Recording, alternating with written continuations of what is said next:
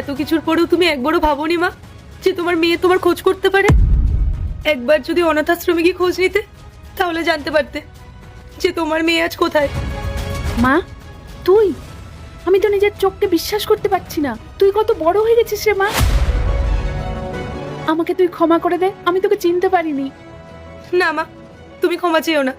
আমি বুঝতে পারছি তোমার পরিস্থিতি তখন কেমন ছিল। দাদা যে তোমার সাথে এরকম ব্যবহার করবে, এটা আমি স্বপ্নেও ভাবতে পারিনি। আমি ভেবেছিলাম দাদা তোমাকে খুব সুখে রাখবে। আজ তোমাকে এখানে এই অবস্থায় দেখে না আমার খুব কষ্ট হচ্ছে মা। কপালে যা আছে তাই হয়েছে রে মা, এর বেশি আর কি বলার আছে? না মা, এমনটা বলো না। আমি আছি তো। জানো মা, আমি এই কোম্পানির মালিক।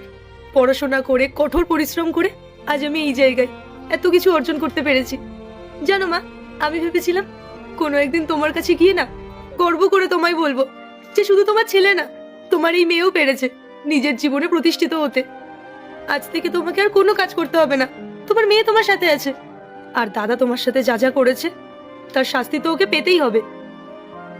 চলো মা, অনেক তো কষ্ট পেয়েছো, এবার তোমার মেয়ের সাথে তোমার মেয়ের বাড়ি চলো।